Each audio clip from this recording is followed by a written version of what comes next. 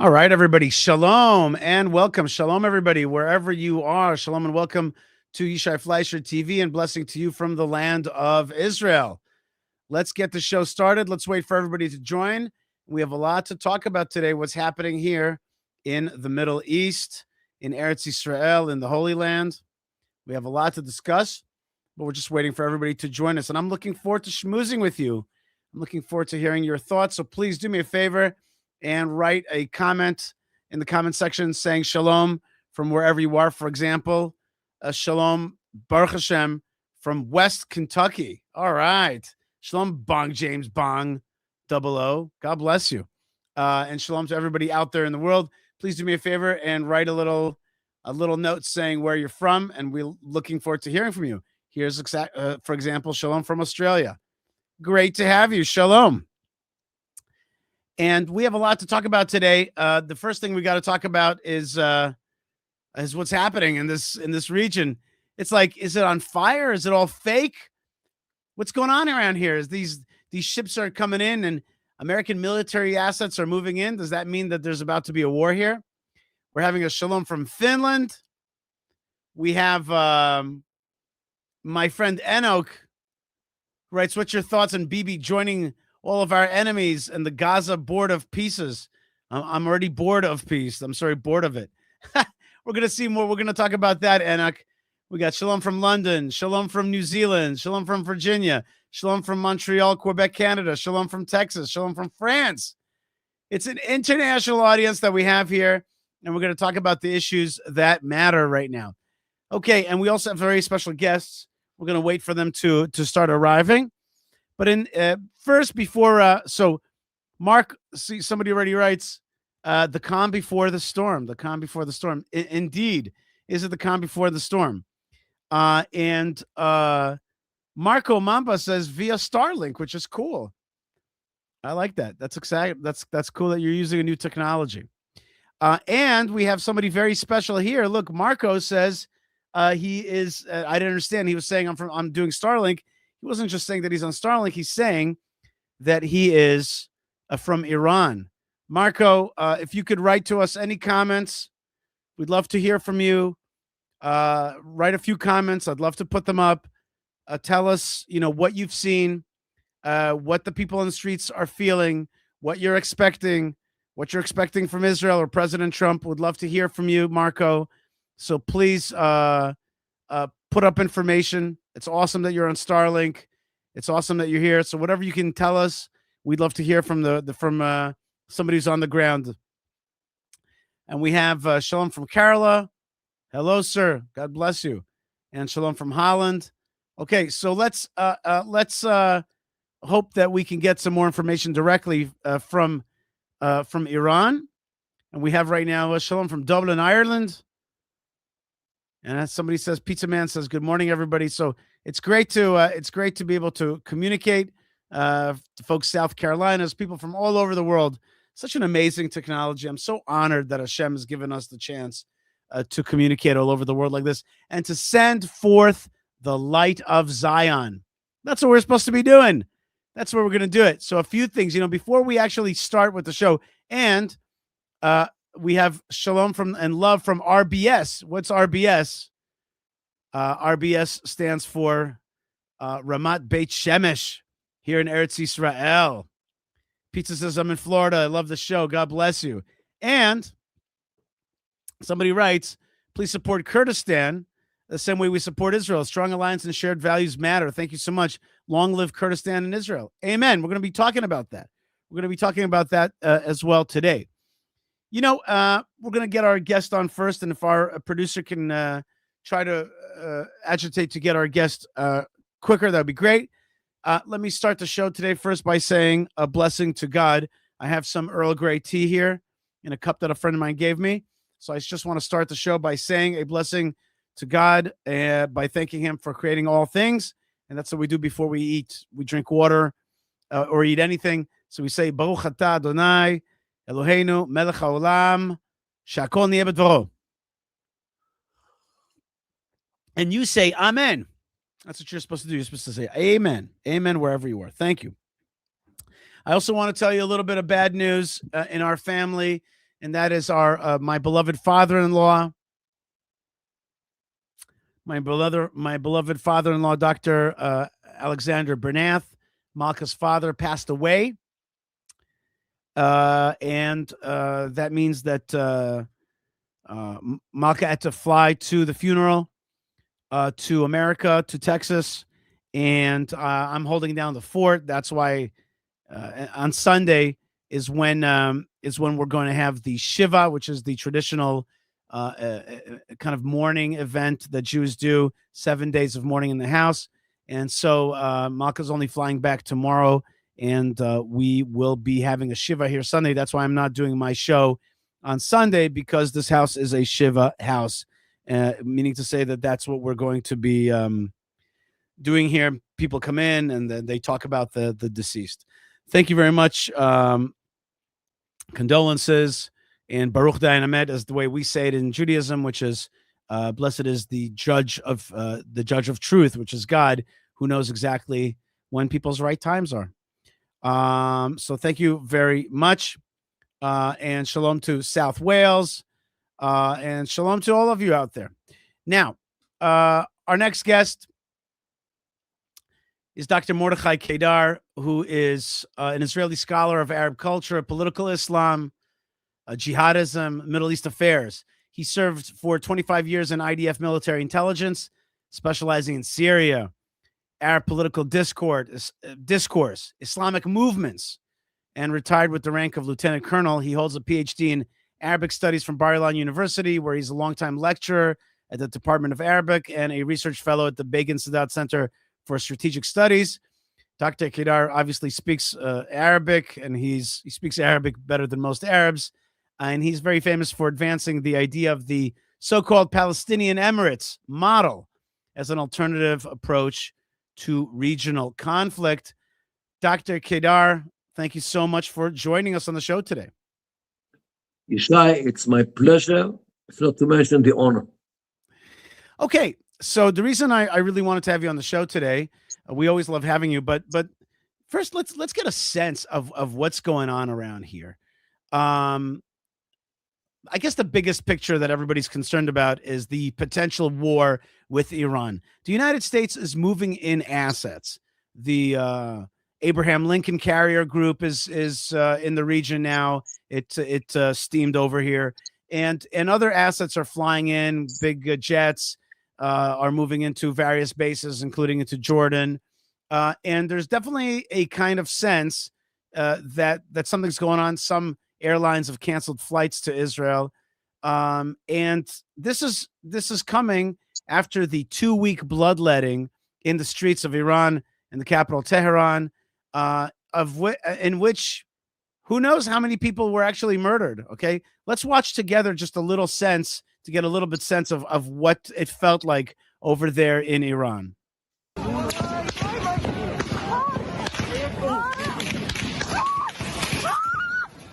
בתיעוד הזה שצולם ב8 בינואר והתפרסם היום, נראה הרגע שבו מתחילים אנשי המשטר לירות לעבר מפגינים במערב טהרן.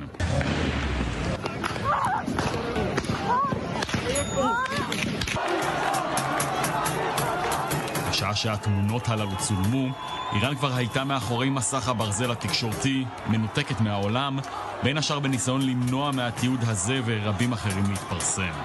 Okay, so Iran was in blackout so that you wouldn't see these images and you wouldn't see the shooting that people faced there. The regime shot its own people. How many are dead? Maybe 20,000. So our first question to you, Dr. Kedar, is what's the story in Iran? Is there going to be, are we preparing for war with them? What are the Iranian people feeling? Are they feeling betrayed by President Trump? Are they feeling that they died for nothing? Or do they feel that this is the beginning of revolution and the return of Iran to the state that it was before the Islamic Revolution? Well, I wish there was a prophet to answer your questions. The problem is that I'm not, and I'm a human being. And the world today is actually run by one person, President Trump. And in my daily conversation with him, I tried to ask him what his plans about Iran are, and he refused to tell me. Okay, I don't speak to him every day. But what I'm saying is that I think that nobody, I hope that Netanyahu knows what the real plans of Trump are.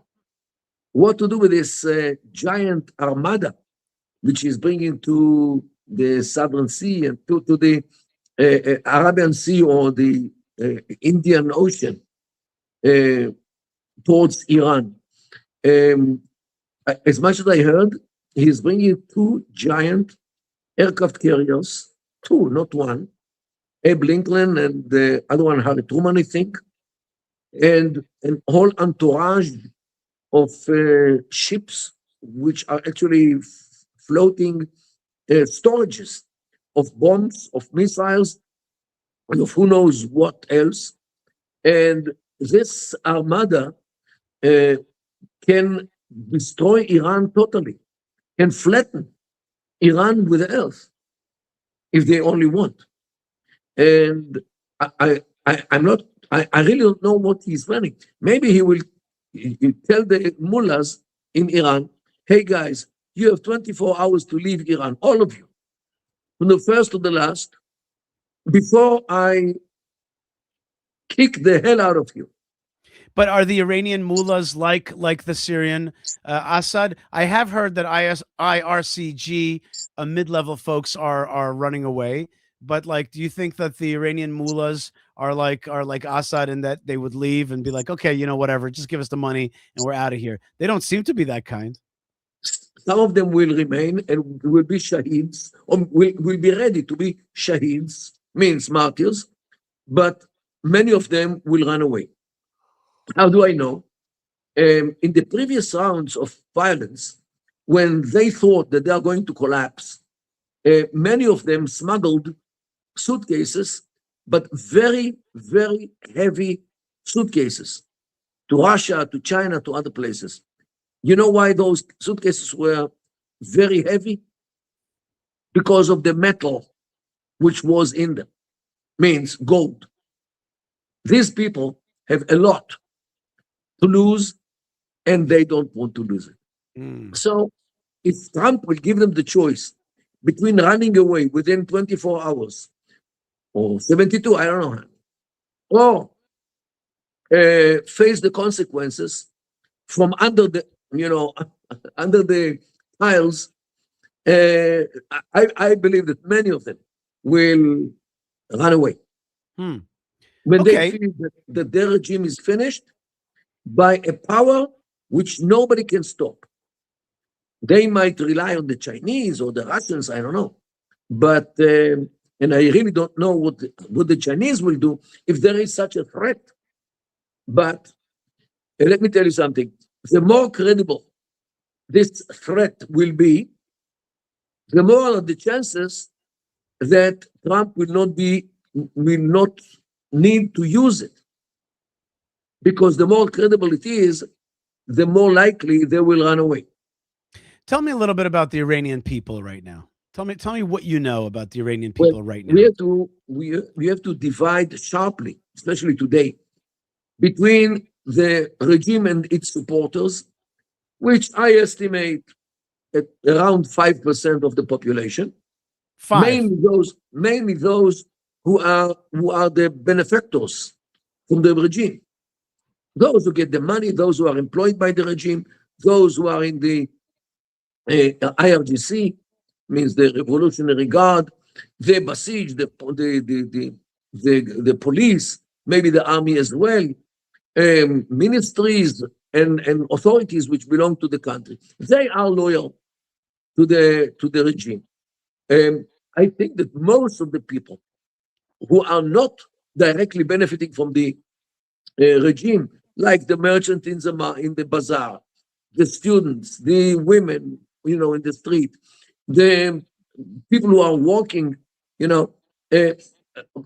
these people suffer tremendously because of the corruption, which brought the collapse of the currency, which brought the fact that they cannot even buy food because the prices are exorbitant and they cannot pay, mainly because of the deterioration of the value of the money. And whom do you think they blame? They blame the regime. These people don't blame Israel. The regime, of course, blames Israel and the United States for undermining the Iranian economy.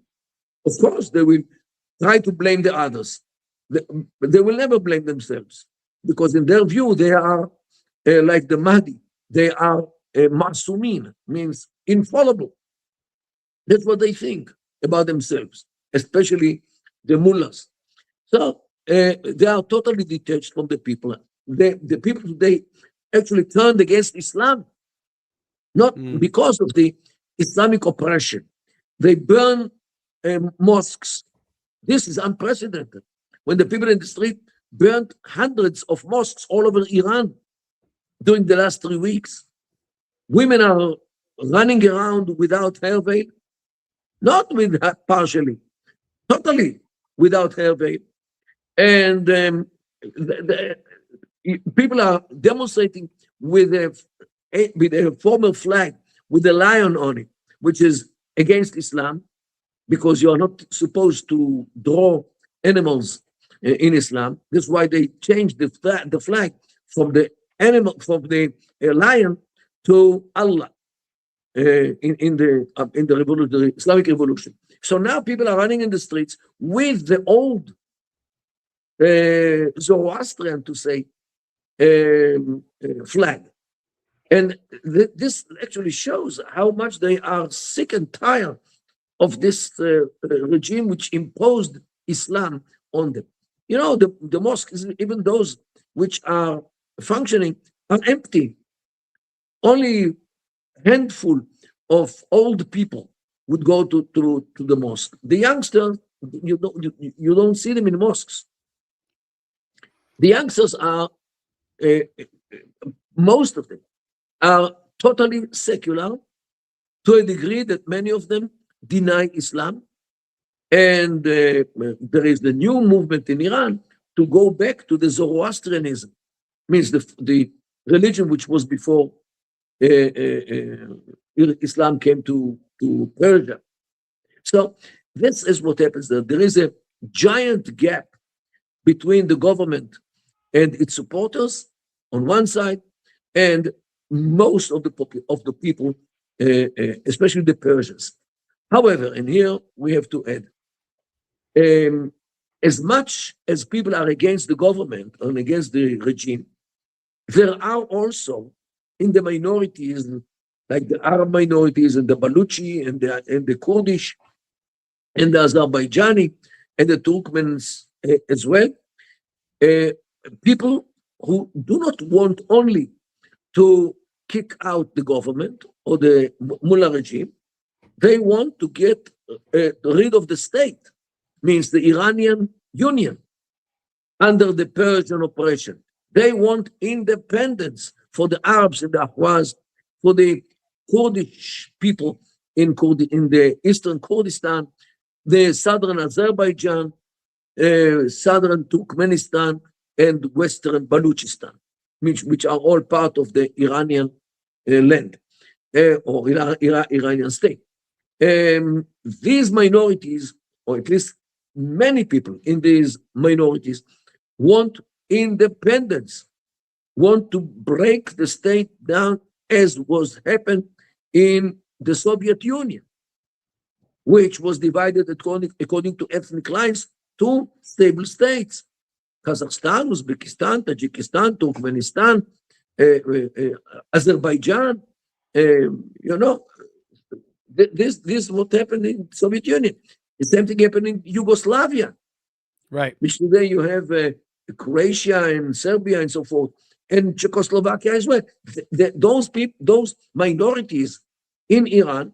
By the way, the Persians are also minority.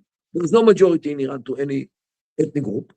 Those minorities, which are non-Persian minorities, many of the people, especially recently, they want totally independence, just like what happened in the Soviet Union.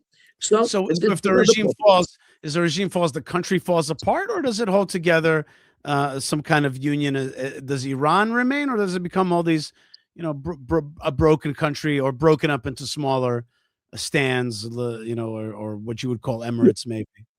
Since I don't see on the ground an alternative government with force, with police, with army, with whatever, in order to maintain law and order, most probably the country will sink into an all-out war between everybody and everybody.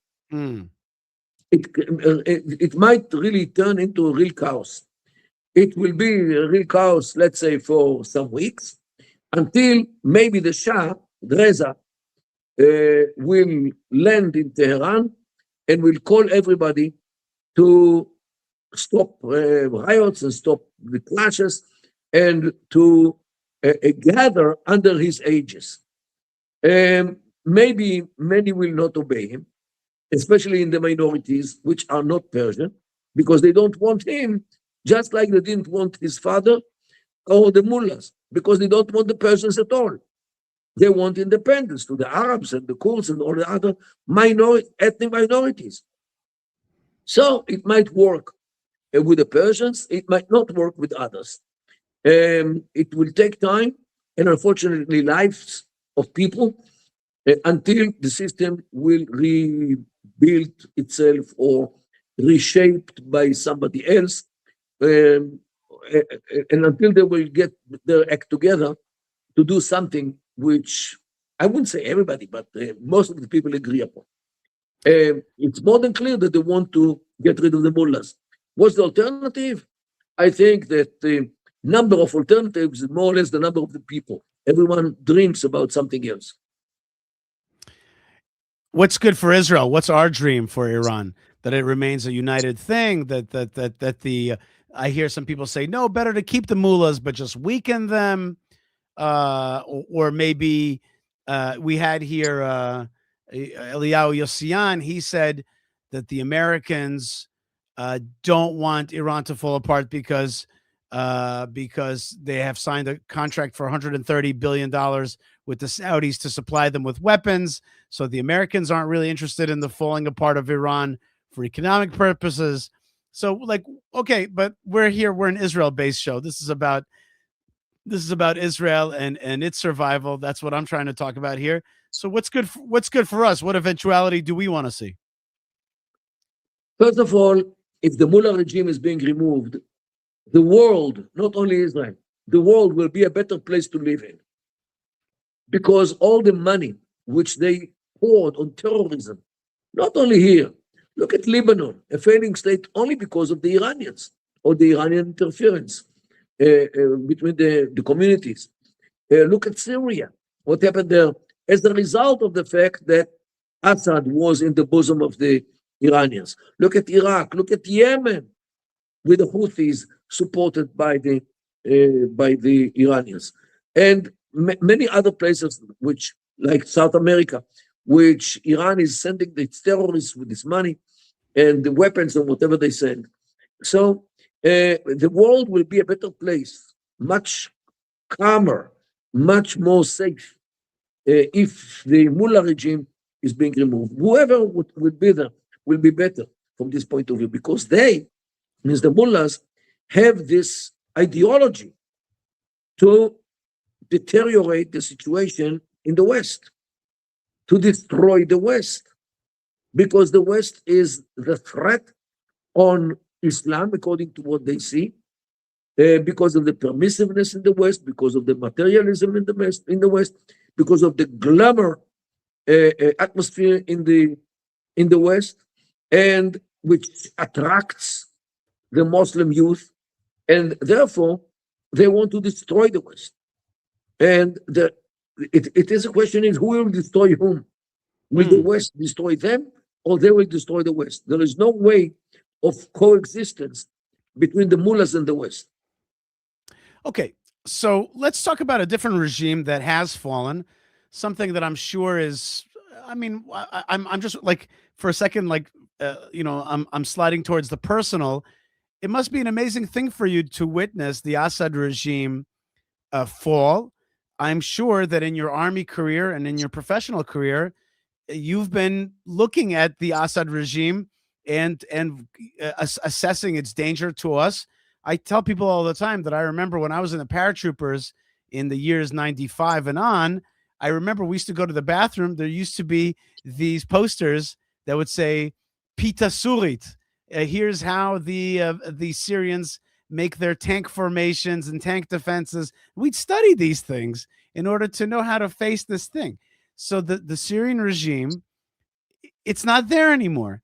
And instead we have this Jolani regime. Now Jolani could have tried to just keep it quiet, but in the meantime, he seems to be some kind of butcher. And to correct me if I'm wrong, he's already butchered he's fought with the Alawites, he's fought with the Druze, and now the Kurds are next. Let's take a little bit of a video. Let's take a look at a video about how Jolani is dealing with the Kurds right now.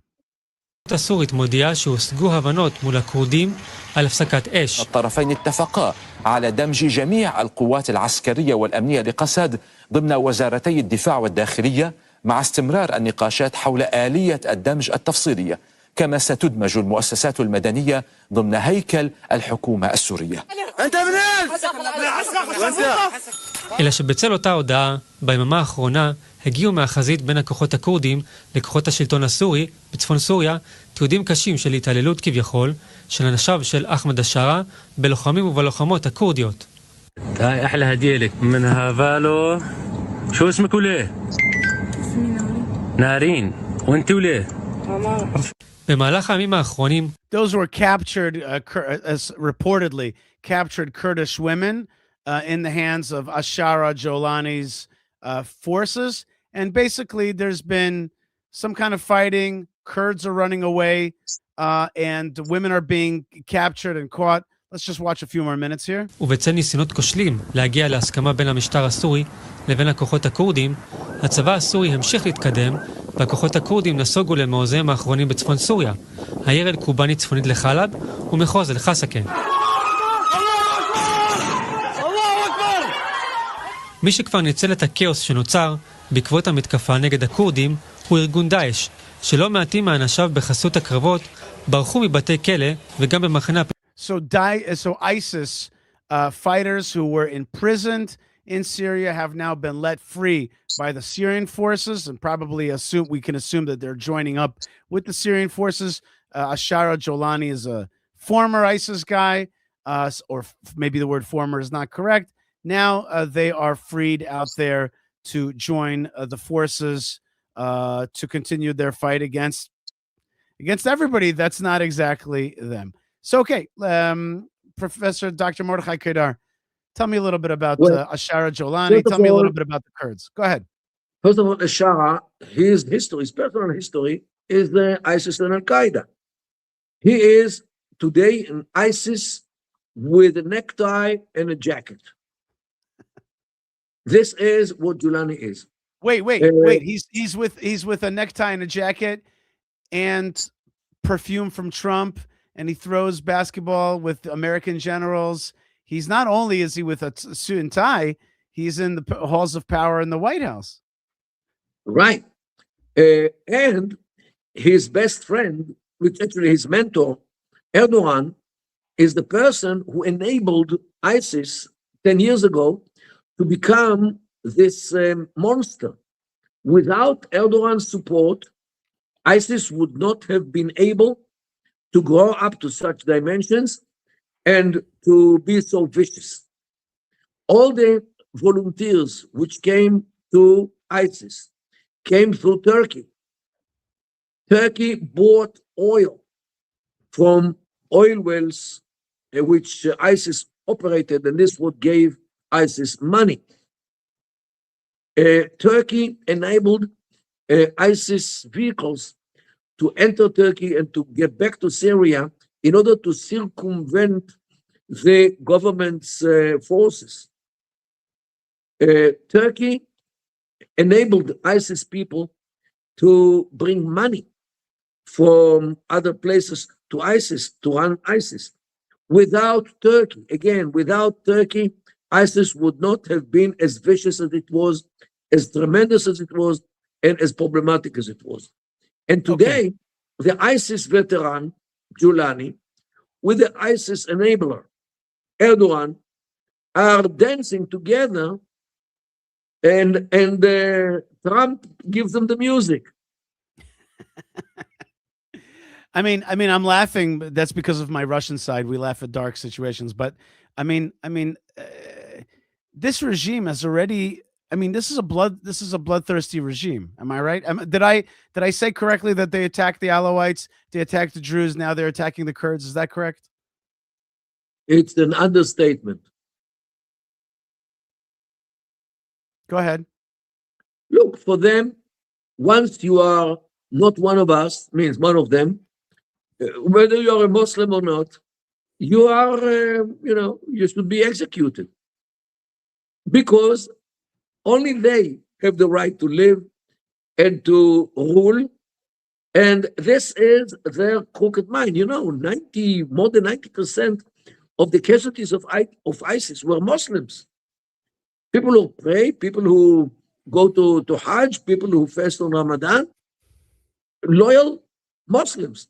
But they were from different sect, or from different order, or from different group, and they weren't ISIS, so they were slaughtered in many cases.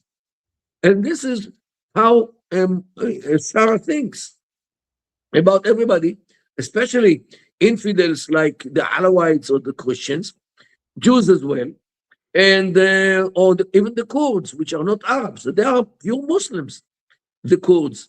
But both Erdogan hates them because he's Turkish, and Jolani hates them because they are Kurds. So here you are. They are between the hammer and the hard place.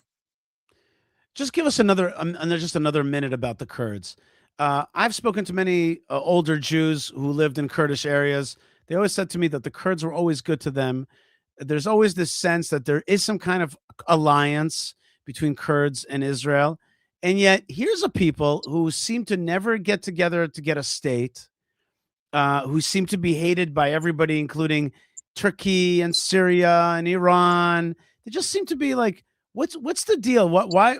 And on the other hand, they also have this Turkish area in northern Iraq, Kurdish Autonomous Zone, and it seems to be flourishing, or at least last time I checked, it was flourishing. Just give me a sense a little bit about what it is to be a Kurd. What is the deal? First of all, the Kurds are a nation of estimated 30 million people, at least 30 million.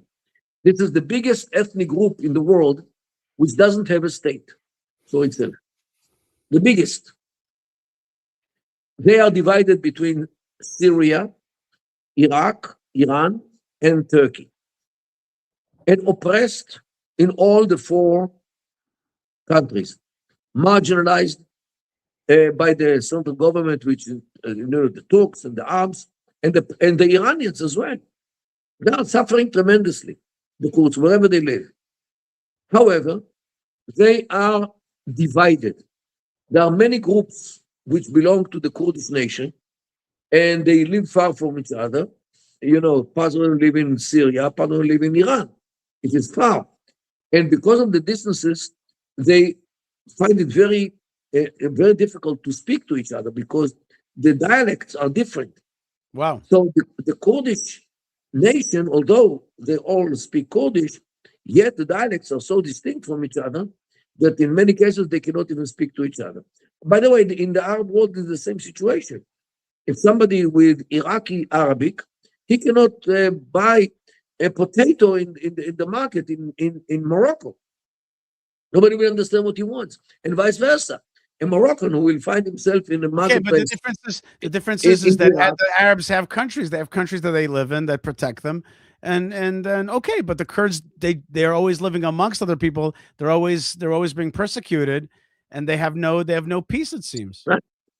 Because they did not invest time and effort in London in the beginning of the 20th century, when the world was shaped, especially after the collapse of the Ottoman Empire in 1917. They were not in London to make sure that their interests are being taken in account. Mm-hmm. The Zionist movement, on the contrary, had a very, very strong presence in London in those days. Of course, it was criticized, but it was essential for the state. Not only this, as you might know, pilots from the RAF, Royal Air Force, actually served in the IDF Air Force until Israelis could replace them. So this is what I mean.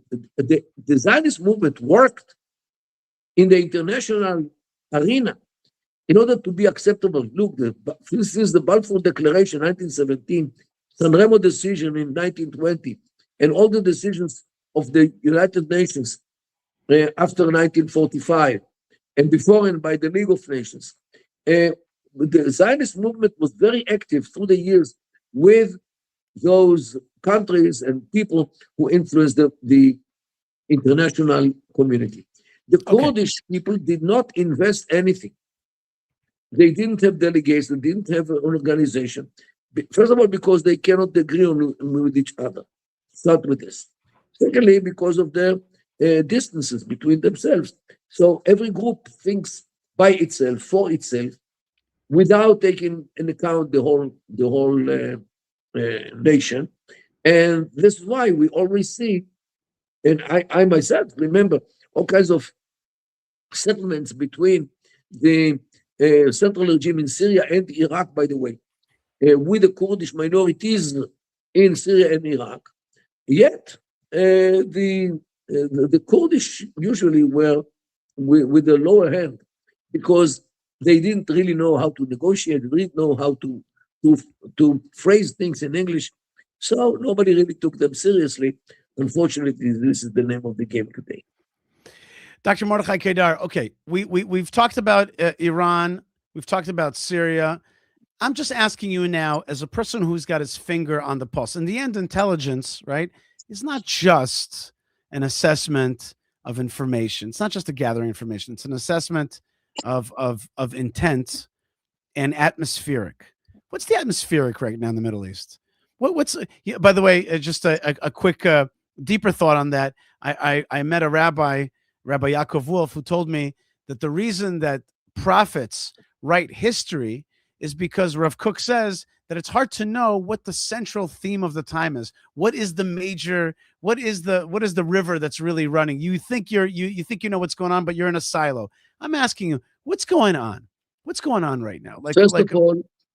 First of all, everybody in the Middle East holds its breath, waiting for what Trump will do, if he does, to Iran.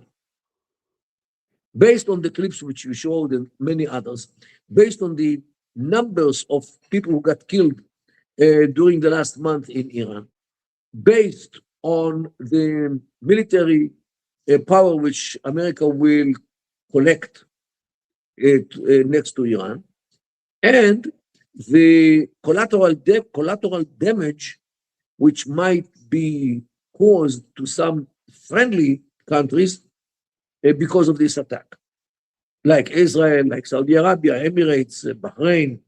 They are shaking and shivering because of this possibility that they will be hit by Iran as some kind of revenge.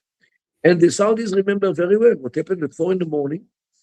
of the September 14, 2019. 4 o'clock in the morning of September 14, 2019. And that morning, early morning, Iran attacked Aramco facilities, 2 Aramco facilities in Saudi Arabia, one in Abqaiq and one in Khurais, and they destroyed them totally. With the drones, it was a drone attack, right? With drones and missiles, which surprised, overwhelmed the Saudis, and the Saudis until this very day did not forget, and they behave. Because otherwise, Iran is too close for them to hide. Okay, so this is one thing. Second thing, what we see means the Trump intentions vis-a-vis Iran. This is something which everybody in the Middle East is trying to find out. Second thing is what will be in Iran if Trump attacks Iran. Will the regime collapse or not? How many people will be killed in the streets in order to convince the people in the government or the regime to run away?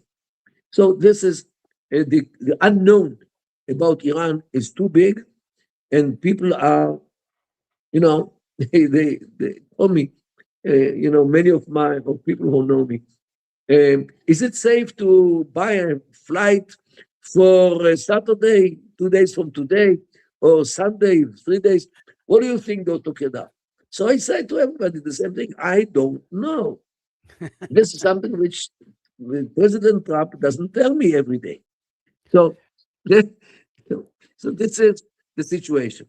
The second thing, or another thing which concerns people in the Middle East is what will happen with Gaza. People want to see an end to this agony. It is too long, 2 years, too bloody. Not that they love the Palestinians so much, but definitely here there is some agony of people, real people, women, children, who are really suffering. Nobody claims that they are not suffering. So, yeah, people do not want to see. They would see, but they don't want to know that there are people who are suffering in such a way for more than 2 years in Gaza. People want an end to this thing. The third thing, which today is news in the Middle East, is the struggle between Saudi Arabia and the Emirates. These two countries or two entities, Saudi Arabia and the Emirates, the Gulf Emirates, were supposed to live in peace with each other and to cooperate, for the good of everybody. And this is what they were supposed to do. However, because of unknown reasons, Saudi Arabia started to attack the Emirates and to blame them for normalizing the relations with Israel. And to what? And to what? And to what about Israel? They blame. Oh, blame them. Okay. The Emiratis. This is something which, and not only this, Mohammed bin Salman, the actual leader of Saudi Arabia, he connects himself with the Muslim Brotherhood, which is totally against all the theories, which know very well that the Muslim Brotherhood is an organization which came out from Islam, and nobody really thinks that it says, especially in Saudi Arabia. I thought everything about this guy Mohammed bin Salman has been turned on its head for me. First, I thought he was strong. Then explained to me that he's actually weak. I thought he was going to be a reformer. Now he's turning back to jihadist roots. I was looking towards a new Middle East, Abraham Accords. Remember when they gave us the flyover rights over Saudi Arabia? I was excited about that, but it's all, yeah, but it's going away now. Okay, but the atmosphere is going away now. The atmosphere of and today, Saudi Arabia sides with Turkey, sides with the Muslim Brotherhood, sides with Iran in many cases. Saudi Arabia is not familiar to many researchers, which took things like the tension between Saudi Arabia and the Muslim Brotherhood as some kind of given. But when you say Saudi Arabia, do you mean Saudi Arabia or do you mean Mohammed bin Salman? Like maybe there's the great man's theory of history. Maybe we're not talking about a country. We're talking about a dude, right? And just like you said in the beginning of the broadcast, the interview, you said that it's about Trump. He's deciding. Of course, we know, by the way, that it's God that really decides. But I'm asking you, like, is it this man? Is he as we say in Hebrew, hafachpach? He changes his mind often. Is that the issue? Who is this guy, Mohammed bin Salman? What's his problem? No. First of all, he has domestic problems.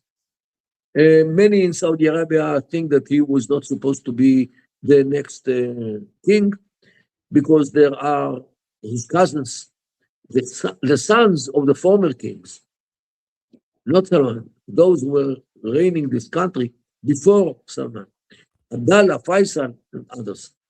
And they have also sons who are older than Muhammad bin Salman, who are much more experienced and much more capable to run the state. That's at least what they think. So why should Muhammad bin Salman be the successor? And the question of succession is today the most agonizing point, or agonizing issue in Saudi Arabia. Okay. So we're all waiting on Gaza. We're waiting on Iran, the strike on Iran. We got all these ships here, and there's definitely a tension in the air. And there's a lot of people that are waiting for solutions. If it's the Iranian people who want the yoke of the Iranian regime off their back, if it's the Gazan people who want some kind of solution, if it's Israel who wants to grow and continue to be successful. By the way, I today heard from a representative, Malachi Levinger, who you probably know. He was telling me that Kiryat Shmona, the northern city of Kiryat Shmona, has been emptied by about 40%. And if the atmosphere there doesn't change, they're expecting another 10% to leave there this summer. So, hope is a very powerful thing, and a lack of hope is also a very powerful thing. People, choose to change. Do the Iranian people have hope? Do the Gazan people have? Does Israel have any hope? I don't personally like the policies of Netanyahu vis-a-vis Gaza, and now we're seeing some kind of new plan that's being talked about at Davos today. We're going to talk about that later on the show. But Dr. Kedar, your sikum, your overall outlook for the Middle East right now. Oh, and we forgot to mention the Kurds, the Druze, Alawites of Syria, who are embattled right now, facing this jihadist regime, which has the support of the Trump administration? Look, we are today the 22nd of January, 2026. What I say now is valid to now, because in an hour, things can be dramatically altered, let alone day, 2 or 3 days. And we are living in such a period in history which major events on the global stage are in doubt. There are people who plan them, and there are people who are not sure at all if these events will take place. Really take place. So this is definitely a period of time which the world never experienced. The world never experienced such a situation. When you don't know what will be tomorrow in Iran. Will the Iranian regime remain or not? This is something which was never in the world, that a regime will be under question mark, especially in a country of 100 million people who are there for 47 years already. All of a sudden. So let's hope that the changes which Trump wants to introduce to the global arena look like Greenland, like others, with the local people. Let's hope that these steps which Trump plans will not destroy the world. Mm-hmm. Indeed. So you're talking about really the English word for what you're describing is volatility. It's a very volatile time right now in the Middle East. Right. Dr. Mordechai Kedar, you'll be on speaking tour in Florida in a few weeks. I might be there as well. People should definitely follow you and get to your lectures, your erudite lectures there. And thank you so much for joining us here today. Thank you so much, Yishai. And with the help of God, inshallah, we'll see good times and more stability. Thank you very much for being with us.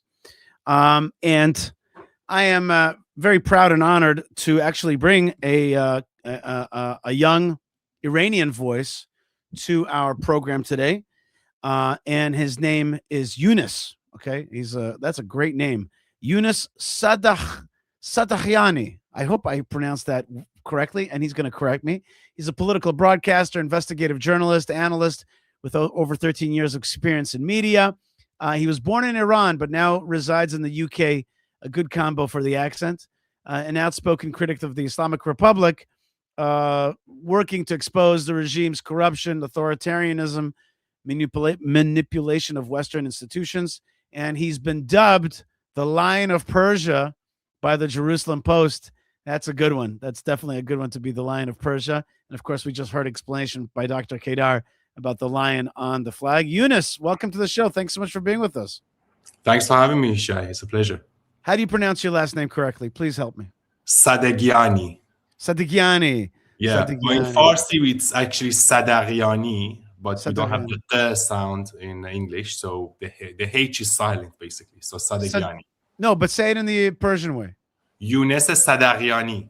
Sadaghiani. Yeah, okay. Yeah. You know, I got to tell you something. We here at my household, one of our favorite shows is Tehran. Have you ever watched the show Tehran? Of course. I actually Oh my know God. actors from it, actually. I met them in Israel.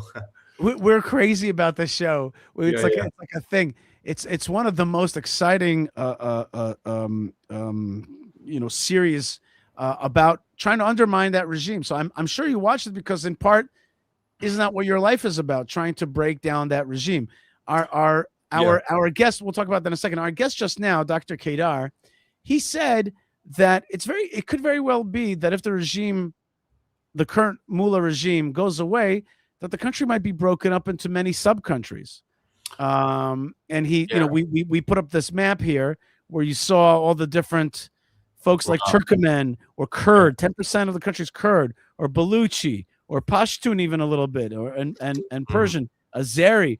So we see that this country has a lot of different nationalities that could break up into small sub-states instead of one Iran. So tell me a little bit about what it's been like for you to fight against the regime, and tell me what it's like in the last few weeks. Seeing that people are being murdered in the streets. And you know what pisses me off? That so many people just don't care. They just don't care. It's just, if one Palestinian journalist, supposed journalist who's actually a jihadi, is killed, they make a big deal. But the fact that 20,000 people are being murdered in the streets, people don't care. Tell me about the last few weeks, how you've been feeling, and how this fight has been going. And are you excited for the coming moments? Wow, so many questions. So first off, just to answer your last question, yes, it's amazing how morally bankrupt these people are, because they've been screaming about Palestine and how Israel is a genocidal state and how Palestine is being occupied. But in reality, it's Iran that has been occupied by the Islamic Republic for the last 47 years. That's where the real apartheid is. That's where there's an apartheid for Christians, an apartheid for Jews, it's an apartheid for women. But you don't have any of these left-wing, woke mind virus Islamist students coming and standing with the people of Iran. I know what the ironic thing is the people within Iran that are rising up. They are protesting. So it basically ticks all the progressive boxes. You have a bunch of people that are standing up against the tyrant. They're being shot in the street. They're being oppressed. They're living under an apartheid state. They don't have freedom of speech, freedom of expression. So where are all the liberals? I thought this is what the progressive and the liberals were all about. But obviously, that's not what they're all about. They just have a derangement towards Israel. They have a derangement towards the Palestinian cause. And they don't realize that the reason why Palestinians are oppressed is because of Hamas. The reason why Iranians are oppressed is because of the Islamic Republic. So, and also we need international support. So now going to your other question, where you were speaking about, Iran being divided into many different subsects. I really hope that doesn't happen, because if that happens, it will be a bloodbath. It's going to be a similar situation to what happened in Iraq and Syria. And we don't want that. We don't want a vacuum. We don't want a failed state. We want to keep Iran in one part, okay?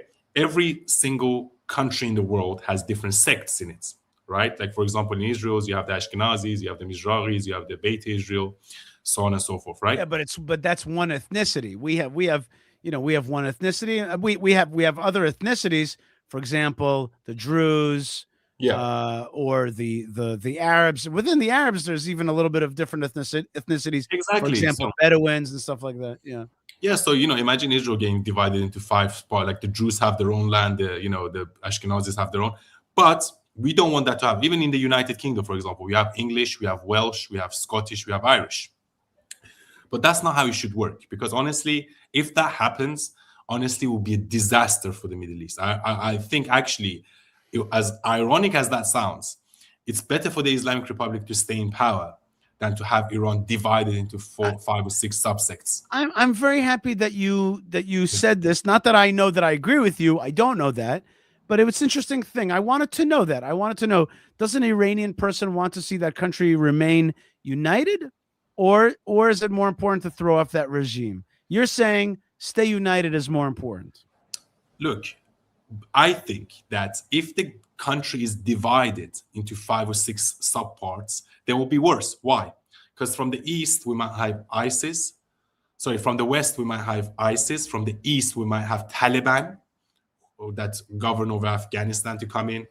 Then we might have other groups, such as, extremist groups rising up within IRGC members. So it's going to be a bloodbath, and you're going to have all these subsects killing each other. So it's very important to stay united. That's why I'm not an MEK or a Mujahideen supporter, because Mujahideen are MEK.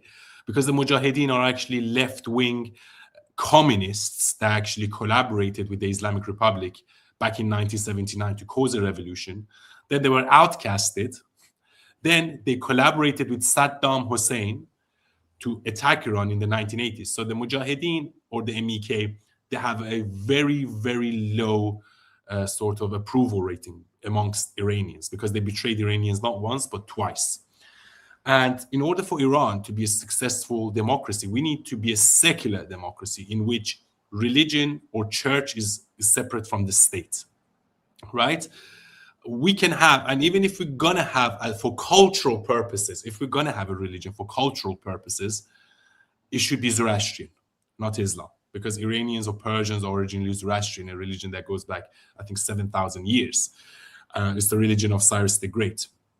So we don't want Iran divided. So I think the best course of action is for Iranians to stay united, to have a transitional government, most likely led by Shahzadeh Reza Pahlavi. And then maybe in 2 or 3 years' time, once the dust settles, then we can have a referendum to see what the people want, whether they want a republic, whether they want a monarchy, whether maybe some people want to divide, but we can't have it divided as soon as the Islamic Republic of Iran falls. It's so tricky here in the Middle East. It's so tricky. It's like you have a regime, like the Syrian Assad regime. It's evil. Yeah. It's corrupt. It's throwing tens of thousands of people into torture prisons. It's selling Captagon. It's using the whole territory as a narco-terrorist state. It's just like it's supporting Hamas. It's channeling Iran, the mullah regime of Iran. And then you get rid of it. Next thing you know, you got this Ashara Jolani, and he's killing Kurds, and he's killing Alawites, and he's killing the Druze, and he's a jihadi. And it's just like you can't we have a region that's not so healthy. That's why I always say, from my perspective, just talking about the way I see the world and what my show is about here, I'd like to see a bigger Israel. I tell people, but people don't believe me because of the liberal lies out there, the progressive lies. I say to people all the time, a bigger Israel means more rights for more people. Whatever's under Israel's dominion will have more rights for more people. But it's sad to hear this. Just to mention something, look. Go ahead. The Middle East used to be a relatively peaceful place up until 1979. There was no major wars. I mean, Israel was always in war with Arab states, but like your best friend in the region was the Shah. There was no major wars in the Middle East up until 1979. Because why? Because the Shah was the police station of the Middle East. Also, under the Shah rule, we used to have Christians living in Iran, Jews living in Iran. It was a secular state. So once Iran fell, the whole Middle East fell. Right. You can see, like literally after 1979, you could see extremism brewing in the Middle East. We have IRGC, then we had Taliban, then we had ISIS, Al-Qaeda, all these groups. So I think if Iran is freed, it will be a major boost in stabilizing the Middle East. That's a very interesting point. Very interesting point. And I just want to make sure everybody knows who we're talking with. We're talking with Younes Sadaghiani, who, by the way, you could find you. How do people reach out to you and connect with you? You're strong on social media, Younes am I right? Sadaghiani, if you just put my name on screen, Younes Sadaghiani or Younes Rocks on Instagram, X, YouTube, I'm on all the platforms. Very good. Okay, my producer will put that up in just a minute. You, by the way, live also in a Muslim state right now, don't you? You live you live in that dangerous Muslim country called England and London, right? And it's got to. Oh, you know what? Before I get to that, actually, I want to get to that, but you know what? I actually wanted to keep going, actually, with something that you're saying, and then we'll get back to that. A lot of people in the comments are writing stuff about King Reza Pahlavi, right? Yes. A lot of people are writing about that. 1 second. Here, some more people are writing. All kinds of Iranian folks are writing that they want to be united. Here's another one. Exactly. Okay, they want a king. Yeah. Here's another one. By the way, great statement by him. I wish I had the statement here right now, but I loved his statement where he's like, yeah, we helped the Jews 25 centuries ago rebuild their temple. I was like, I don't know why. I just loved that. I just thought that was so great. That he's like, yeah, 25 centuries ago, we helped the Jews build their second temple. I mean, I wish more people would talk about it that way. But so tell me a little bit about Pahlavi, if you respect him, if you think that, and what about people who feel like he's an outsider? Like, how do we relate to this thing? Is this a figure who can unite Iran? Reza Pahlavi is the son of the last king. He's a very well-known figure within the Iranian community, and I also support him. He himself has said that he's not actually looking for power. He wants to help Iranian people get rid of the Islamic Republic. So I think what will happen is that he will lead the transitional government in which, once the Islamic Republic of Iran falls, we need this window of 1 or 2 years or 3 years for the dust to settle. And Shahzada Reza Pahlavi, or Prince Pahlavi, soon to be king, has come out and said, look, I want to help Iranian people to remain united so we don't get divided by groups such as MEK, or Mujahideen as we call it, so we can have a smooth transition. Because as I said, if it's not a smooth transition, and if we get divided into many parts, then it could be a bloodbath, and it could actually end up being worse. Because from the west, you might have Mujahideen, from the east, you might have Taliban, then from within, you might have IRGC members still in there, so you don't want that to happen. Then, after 2 or 3 years' time, then we can have a referendum to see what kind of a government the people actually want, whether it's a republic, whether it's a monarchy, whether it's a parliamentary system, or maybe it's a mix of all three. Maybe we can have a monarch, but the monarch is not governing, and the governing is led by the parliament, like similar to the UK government, where we have King Charles, but then we also have Prime Minister Keir Starmer, for example, right? All we want to, so this is all the small print. I think the most important thing right now is to be united under one leadership. And because Shahzada Reza Pahlavi is the son of the previous king, he's the most well-known figure. He's the person that Iranians know. And do they trust him? They like him? Yes, I think they trust him, yeah. He comes from a good family. He's a very well-educated guy. Nice guy. I would say he is a bit maybe too nice for the Ayatollahs. Maybe you need a bit of more teeth. But at this moment in time, we don't have anyone else. Right. So it's important, because we don't have anyone else, it's important that we unite around him at this moment in time, just so we can get rid of the Islamic Republic. Then afterwards, people can decide whether they want Shahzada Reza Pahlavi or whether they want someone else. So here's an irony. You're a pro-Iran person against the regime, right? Right. And most Iranians that you meet, they love their country. I have found that Iranian people in general, I would call them, if that's the right word, they're very patriotic. They love that land. They love that country. They love their culture. There's something about Iran that Iranian people feel, it's not like a country they're like, oh, forget it, it's garbage. They love it. They love it inside. And they feel, and you could see it also in that show, Tehran, that they'll do a lot to get rid of this regime, to take their country back. Yeah. There's a lot of that. Now you're living in the UK. The UK, and to be pro-Iranian people against the regime, you're oftentimes in the camp of being pro-Israel, because you see Israel as a liberator, as a country that is a good force in this region, a more democratic, I'm not going to say fully democratic, but a more democratic element in this region, a more pro-value of people country. and it's an anti-jihad country.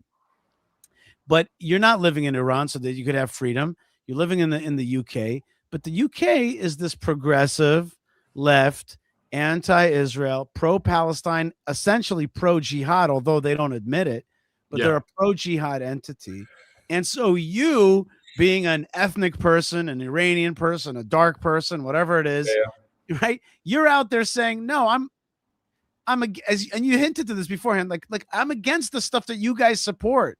Where are you guys when my people are being murdered in the streets? Why are you guys blaming Israel all the time? One of the only good forces in the region to help our people get liberation. So tell me a little bit of what it's like to be a young pro-Iranian activist in the UK, which is really a subtly pro-jihad place. Actually, one of the first ever videos I ever released was about 2 years ago. I would say the first video that went viral. It went super viral. It was shared on social media by many people, about like tens of millions of views. And it was exactly about this. It was a bunch of Islamists in the street of London screaming Sharia for UK. And I done a reaction to that video. I was like, why did you leave Afghanistan? Why did you leave Taliban? Why did you leave Sudan to come to the UK to shout Sharia for UK? Like go back. There's 53 Muslim states. If you want to go and live under Sharia law, go there. Why do you want to bring your poison to the West, right? And that video, struck a nerve and it went viral. But I think the deeper issue here is that because I was born in Iran and because I lived under the Islamic Republic, I know what Sharia law, or let's say mixing religion and politics, especially Islam, does to a society. Religion and politics should be separate, especially Islam. And look, the difference between Islam and Christianity and Judaism is that Islam is a very militant religion. It's here to govern, it's here to dominate. It's not here to take part, it's here to take over. So that makes it dangerous. But also, Islam hasn't gone through its own age of Renaissance and Enlightenment. Christianity and Judaism have. Islam is going through its reform now. And you can see it in Saudi Arabia. Mohammed bin Salman came out and said, we're not going to educate the Quran to our students anymore. Can you imagine the leader of Saudi saying, don't teach the Quran in schools anymore?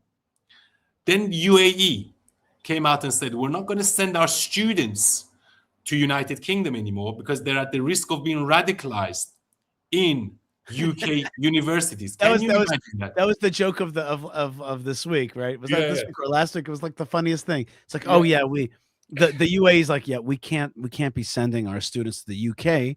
They're gonna come out like jihadi terrorists. So we gotta, I don't know, send them somewhere else because the UK is totally taking over. And that's what I'm asking you. I'm asking you, like, what's it like? Okay, let me explain. So.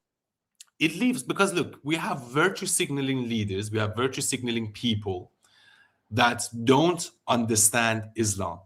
They haven't lived under oppression. They haven't lived on the Islamic Republic. So they think, oh my God, we're just being tolerant and we're being so nice. And let's accept everyone. And every ideology is equal. And, we don't want to be Islamophobic and we don't want to be racist. So they're infected by the woke mind virus.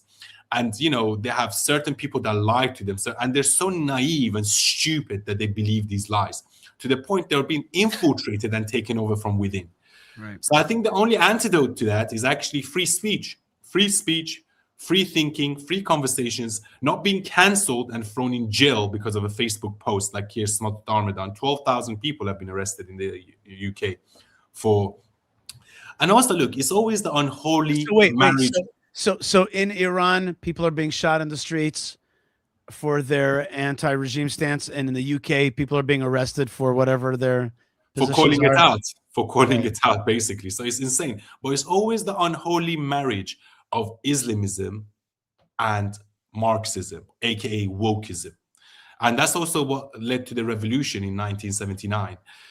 It was the unholy marriage of Marxists and Islamists. And I think the Islamists always use the naivety of the liberals, so-called liberals, because I don't even call these people liberals. They're like authoritarian left-wingers. They're mentally ill, if you want to know the truth. Like, that's what I think of them, because they think that somehow criticizing Islam or criticizing any foreign ideology is racist or it's Islamophobic or is xenophobic or is sexist, and they're caught in this bubble that they are not free thinkers. They can't think freely without putting a label on people. So I think the only antidote to that is to speak up against it. I know it's going to be hard, and hopefully Keir Starmer is going to be out of office because he's done a terrible job. Sadiq Khan, the mayor of London, which is a Muslim Pakistani guy, he's also done a terrible job. I think London was the best city in the world 10 years ago. And ever since he took over, it's a bit like what Mamdani is going to do to New York City. So these people, but then the lived experience, I think the silent majority is actually on our side. You might not think it, but the silent majority, the people in London are sick and tired of Labour. They're sick and tired of Sadiq Khan, country as a whole. So I think the UK is going to have a swing to the right very soon. Okay, last question I want to ask you. What do you think the numbers are in the streets of Iran? Like, and a corollary to that, young people in Iran right now, are they feeling hopeful? Are they feeling disappointed? Are they feeling, are their friends dead? I heard also that the IRGC and whoever was shooting, the regime police that was shooting at the protesters, were aiming for eyes specifically. A lot of people lost their eyes. I've heard that before about this targeting of the eyes. I've heard about this. It's like something about that. What is the mood? And are you able to contact anybody normally over there? So look, the mood is they're quite disappointed because look, we were promised by Israel and we were promised by America that if you rise up, we will help you. And so far, there has been no help. Maybe there is a military strategy behind it. Maybe the Americans are gathering their troops and they're taking them all to the Middle East so they can hit and finish the job immediately. And they don't want a prolonged war. They don't want another Iraq. They don't want another Afghanistan. So they want to do strategic and clean. Because also what people don't know is that Trump only has 28 days to finish the war. After 28 days, he has to go to Congress and ask for permission. And most likely he will not get permission because the Democrats, they worship terrorists in America. So he needs to be very strategic. But so far, up to 50,000 people could have died. We don't know the exact figures, but we know it's anywhere between 20,000 to 50,000. Wow. Okay? That's a lot of people. That is a lot of people, right? So the Islamic Republic is... I just, when I hear you say that, and I just put myself, on the ground, I just say to myself, like, it's just disgusting to me how people are being murdered in the streets, and you're right, the propagandist progressive left, and a colleague of yours, Alika Laban, made a great post where she explained that we're all trapped inside the media's perception that they're giving us, but they're doing that because they're allied with the jihadis, and so the bad guys get a pass in the media. And the good people that just want freedoms and opportunities and real liberalism are being mowed down in the streets. Nobody hears their cries. You turn off, no amount of Starlink is helping that out. You turn off the internet, and the whole world's like, whatever, this is fine. And there's barely, so few things. Yeah, so the Islamic Republic is the only state that gets or keeps their own civilians hostage. Let's repeat that one more time. The Islamic Republic is holding its own civilians hostage so America and Israel don't attack. Like, have you ever heard of something like that? Imagine a state holding its own civilians hostage just so they stop foreign intervention. Like, I've never ever heard of that. Like, honestly, it's a bit like saying like Israel holds all Jewish people hostage just so they don't get attacked. But you know what I mean? And do you think that maybe in the absence of some kind of great plan, I mean, first thing, warships are gathering here in the Middle East. Right. There are literally warships gathering here. But in the absence of that, do you think that maybe, and I have commenters saying, no, what are you guys talking about? Trump is beholden to the Qataris, beholden to the Saudis. He's, his friend is Jolani Shara. His friend is Erdogan. They don't want to see America attack Iran, you guys are dreaming. There's a few. I actually spoke about this extensively on an X live with Visegrad, and I explained why that is a wrong stance to have. But let me just answer your full question in its entirety. Go ahead. So, in the Middle East, one of the reasons why the UAE developed so fast was because actually of the revolution in 1979. Why? Because, the plan for Dubai was supposed to be in Kish Island, south of Iran, in the Persian Gulf during the Shah time. But because when the revolution happened, Iran went under sanctions, they couldn't build anymore in Iran. So what? They moved it across the Gulf to Dubai, right? So all these improvements you see in the Middle East, especially in the Gulf states, UAE, Qatar, Saudi, all of that was supposed to happen in Iran. So actually, the Arab states and the Gulf states benefited highly from the Islamic Republic or the revolution, right? Because Iran was under sanctions, they couldn't do anything. So basically, all the improvements you see in the Gulf states was supposed to happen in Iran. It didn't happen. So they stood and they benefited, right? Also, Iran being under sanctions means that Saudi kind of has a monopoly on oil. They can, sell their oil for a higher price, because when Iran comes into the market, there's so much oil and gas coming into the market that's going to break their monopoly, which means they're not going to have as much leverage in the international stage. Also, it's going to be bad for countries like Russia, because Iran has the second biggest gas field in the world. So that also breaks the Russian monopoly over gas. It's going to be bad for China, because China buys oil from Iran dead cheap, like almost free, like 30% of the price, right? But all of that being said, so yeah, there's a lot of countries standing to lose. But that being said, the Islamic Republic is the biggest state sponsor of terrorism, and they're making the whole Middle East unstable, to the point they have actually threatened, we're going to hit Dubai, we're going to hit this Arab state if you attack us. So now even people like Mohammed bin Salman have realized that it's actually in the benefit of the whole Middle East, because now we're trying to make Middle East a new Europe. Everyone's leaving London to go and live in Dubai. But Dubai and all these other states cannot reach the level they're meant to reach if there is a destabilizing force such as the Islamic Republic. So I believe that a rising tide raises all ships, right? And in order for us to make the Middle East the new Europe, we need a free Iran, we need a free Persia. If we're going to have a strong Middle East, we're going to need a free Persia. Also, Islamic Republic is the one sponsoring Hamas, sponsoring Hezbollah, sponsoring Houthis. Yes. So it's in the interest of Israel to get rid. Otherwise, you're going to have a war every 2 years. That's for sure. See, for us, it's easy. It's easy. For you, it's not as easy, because you even said that you're concerned about it, breaking up into Balkanization, into Yugoslavia type thing. So you have other considerations. For us, it's easy. This is a horrible enemy of ours. This is behind all of our enemies, behind a noose of Hezbollah, Hamas, Houthis. Iranian nuclear threats. So for us, it's an easy one. These are bad guys. Also, we'd love to see an Iran that is pro-Israel, a Shah's Iran. We'd love to see that. We'd love to see cooperation. We'd love to see, technology, medicine, travel, and a union here in the Middle East. So for us, it's an easy one. Yeah. I would love to see. Also, to your other question, you said, that the Iran dividing up. Look at what is happening in Syria with Jolani, killing of the Kurds.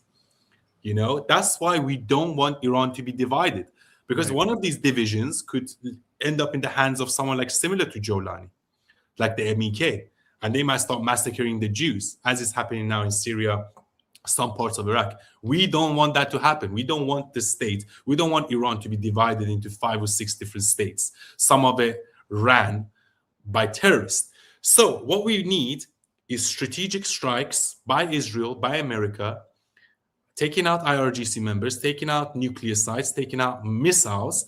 And I think we don't even need boots on the ground, because I think Iranians are the boots on the ground. Right. And also we need to unite against a common leader chosen by the people, which seems to be at this moment in time, Shah Reza Pahlavi. Unite around him, have this transition smoothly without much disruption. And then maybe in 2 or 3 years' time, we can have a referendum to see whether people even want him, or whether they want a republic, or whatever they want. But we don't want. It makes a lot of sense. It makes a lot of sense, and I would love for Israel to be, just from my point of view, from my perspective, I just want to see Israel being a liberation nation, a Yes. nation that helps good energies rise up. And it's just, you said, it doesn't need boots on the ground. It needs just to get rid of a few guys with guns, a few things that are suppressing the people. And yes, people sometimes need help from the outside, and that's what Iranian people are saying. Like, we need help from the outside. We can't do this. We can't defeat them. You know, they're killing us en masse. They're massacring us in the streets. And I wish that the world would hear their cry.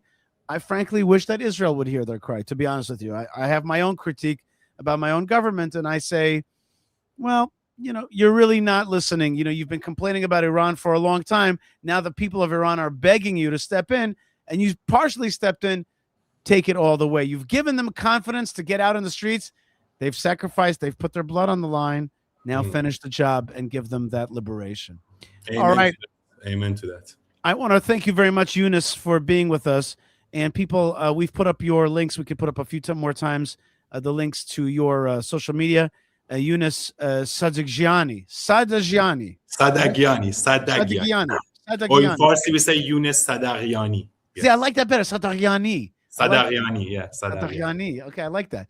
That's really good. You're awesome. It's really a pleasure to have you, and I'm really, really glad we connected. And let's stay connected, okay? I look forward to having you on again, and let's see what the days will bring.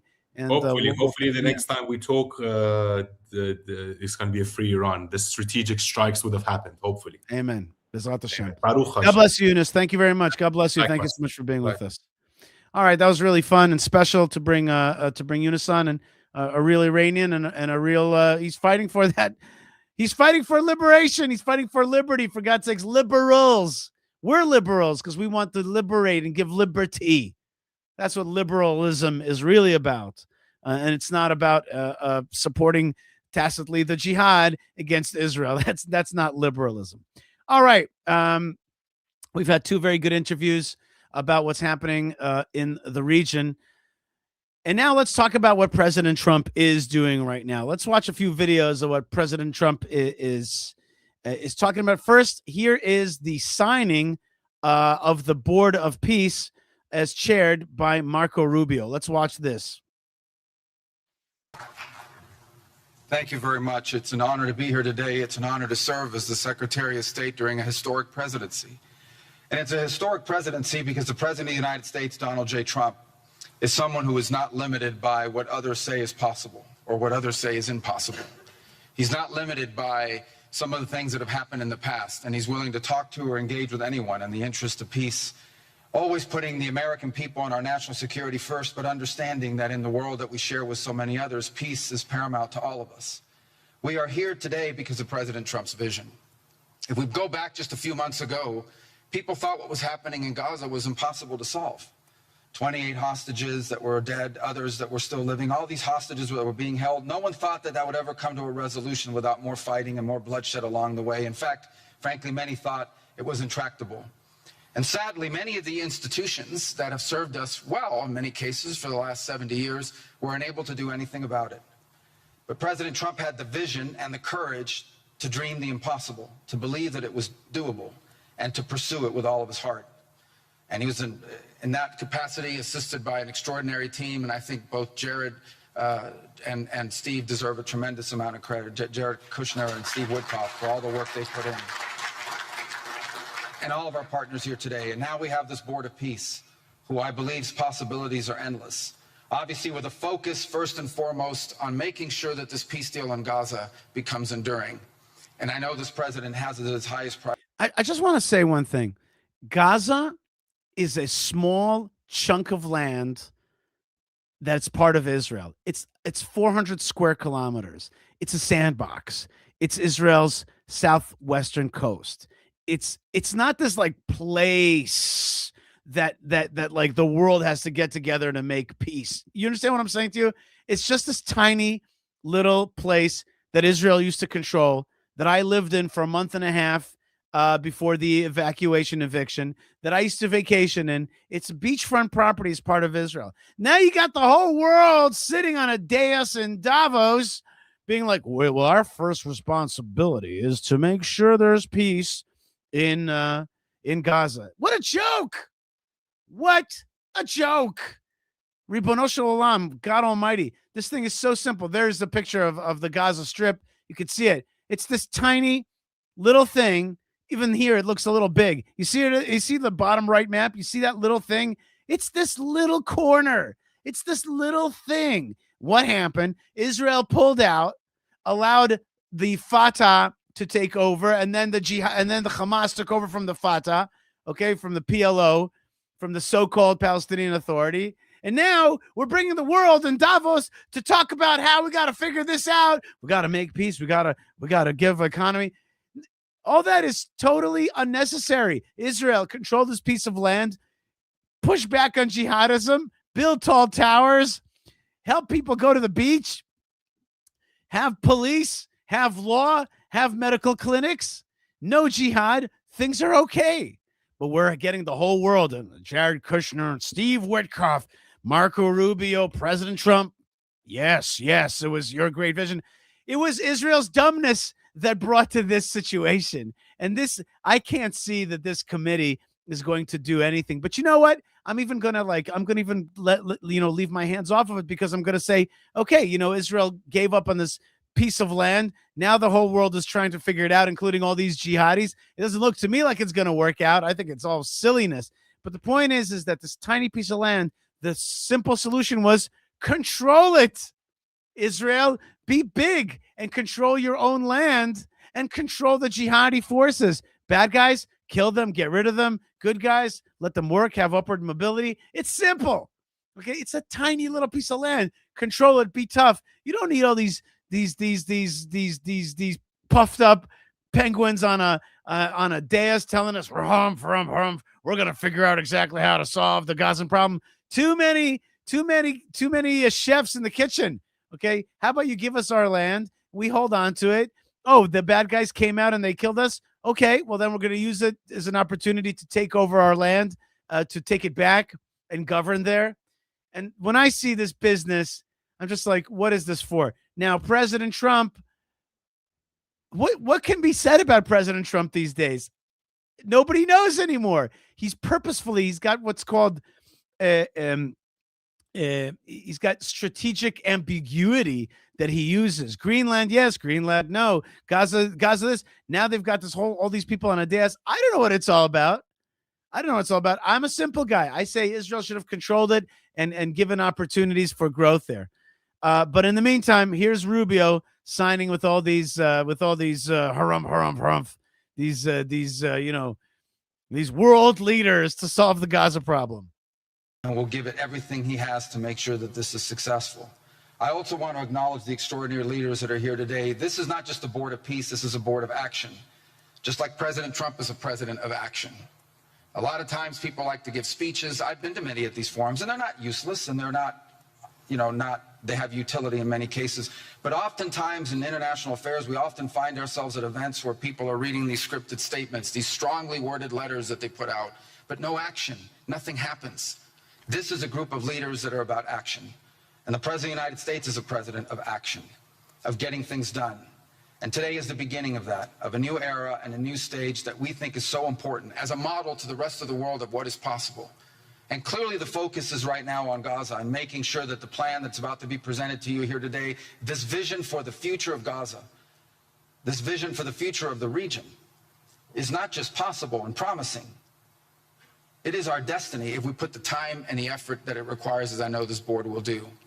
But I also think it will serve as an example of what's possible in other parts of the world. Without losing focus on what's before us now, this is what's possible. So this is the thing. And somebody said this to me, and there's a whoa, what happened there? Whoo, that's a little too much Yishai there. Extreme close up. Oh my God, it's like Wayne's World. Woo! Extreme close up. Okay, let's get rid of this extreme close up. I'm glad it was good to be so close to you, but okay, let's bring that back. I guess that's the way it is with Gaza, right? They're like, Gaza, extreme close up. Okay, and it doesn't seem to make sense. But something is happening right now with this board of peace. Is that there's something here that's happening? It's like an alternative to the UN. There's something that I think President Trump is building here. which is like some kind of alternative, a new United Nations. Where's it all leading? I'm not sure. Is he what is this thing all about? Is it a joke? Netanyahu is also now part of this board of peace. I mean, something is it they look, when you look at the dais, they look like they're a little bit bored of peace, but I don't know. One of the commentators says, "Psst, gas." Okay, maybe. Somebody just wrote, "Are you making sure we're still listening?" from my extreme close-up. I guess so. In any case, it's very mysterious, this board of peace, and it's certainly not about it's not about fixing Gaza, because fixing Gaza could have been a lot easier. Possible for other places and other conflicts that seem impossible to solve right now. So I want to, on behalf of the United States, on behalf of the team that worked so hard on this, thank every single one of the leaders that are here today and all of the countries that have committed to joining, and many others who are going to join. You know, others either are not in town today, or they have to go through some procedure internally in their own country because of constitutional limitations. But others will join. Many want to be a part of this effort because it is going to be a successful effort. And you see it reflected here today among countries of different backgrounds from different parts of the world, majority Christian, some, majority Muslim, others, who've come together. In fact, former adversaries who have joined here as part of this board of peace. And all was possible, and I want to acknowledge this again, because of the vision and the drive of the President of the United States. So thank you all for joining us here today. We appreciate it very much. Okay, mysterious. That's the only thing I could say. Just mysterious to me.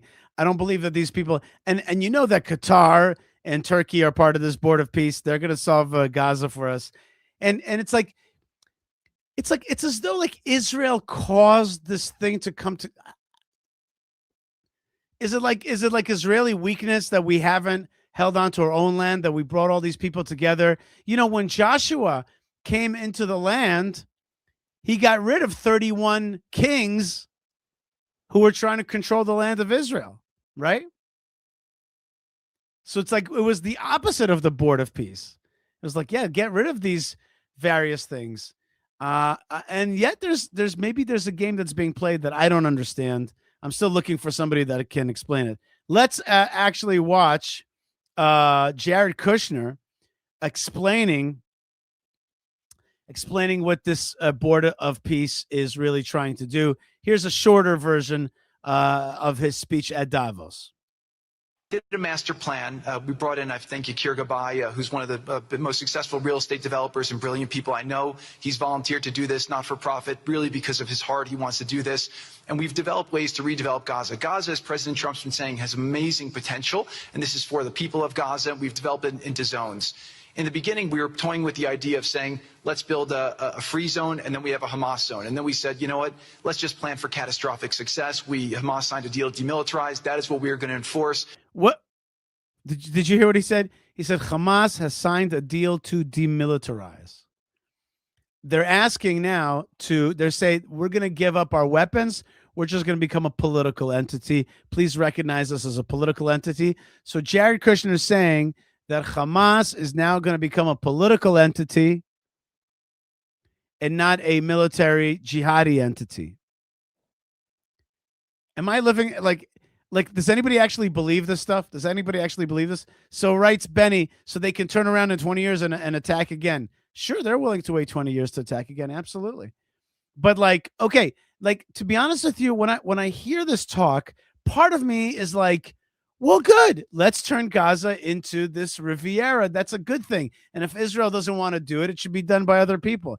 But then when they're like, Hamas is going to be part of it. They signed a deal. They're going to give up their arms. Hamas is going to become a governor. It's going to be a nice governor. Remember, by the way, that the reason that October 7th happened is that the Israeli IDF intelligence believed that Iran believed that Hamas, it's no coincidence that I conflated those.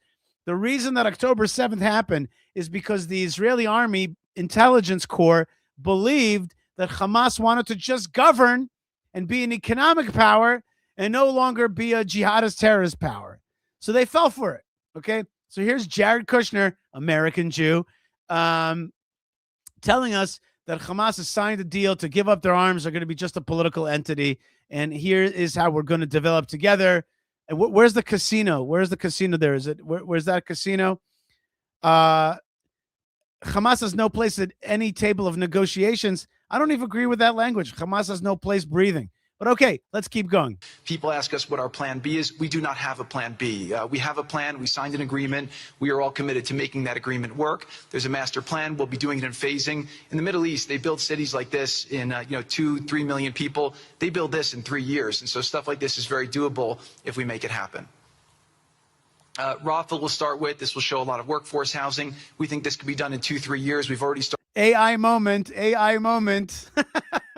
This is like, it's like, make me a picture of new Rafah. 1 minute rendering. Here it is. It's like Jared Kushner and AI. They're like, AI, tell me, what Rafah could look like if, we brought in 100,000 permanent new housing units and everybody there is going to be like peaceful and want to see prosperity. Make me a picture of that in a slide. Here it is. It's got permanent housing units, education centers, cultural, religious, vocational centers, medical facilities. Again, I want to tell you, there's a part of me that wants to be like, you know what? Give these guys a chance. Here, Benny writes, American Jews are naive. Could be, or maybe, I don't know. You know what I mean? You have to get rid of the bad guys. Okay. You have to get rid of the bad guys. Qatar's not going to get rid of the bad guys. Turkey's not going to get rid of the bad guys. AI is not going to get rid of the bad guys until you give them, power over a nuclear weapon. Then they'll probably get rid of the good guys. But that's just what I saw in science fiction movies. In any case, right. It's incredible that Netanyahu is signing for this. No, it's not so incredible. It actually makes perfect sense because from the get-go, he told us that he's not going to take Gaza and control it. So somebody else whooshed in, somebody with, and you can, by the way, hear the real estate, not realpolitik, but the real estate, right? Real estate versus realpolitik is what we're seeing here. Let's keep going with Jared Kushner's presentation. Started removing the rubble and doing some of the demolition. And then New Gaza. It could be a hope. AI moment.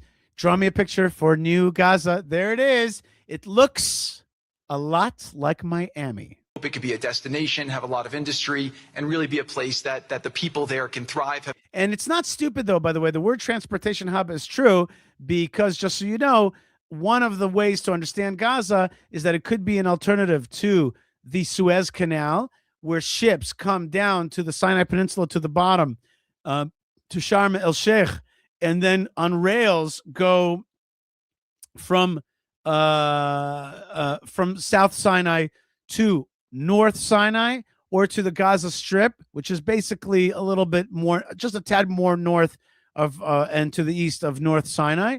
So basically you can South Sinai, so you could basically have a railway that goes and is an alternative to the Suez Canal, which, ships go through and they go all the way to the Mediterranean. There's issues with that. So that's what Gaza could be, right? Again, I'm telling you, I have a part of me that wants to hear the ideas.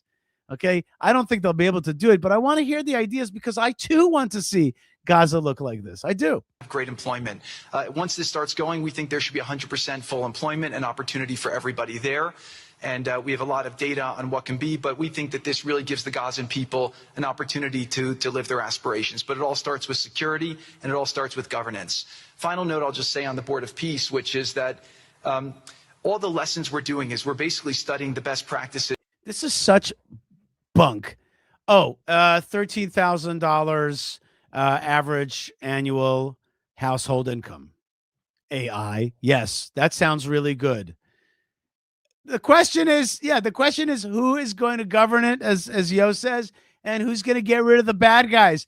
You haven't gotten rid of the bad guys. There's still 60,000 Kalashnikovs, says Netanyahu to Trump, in the hands of Hamas.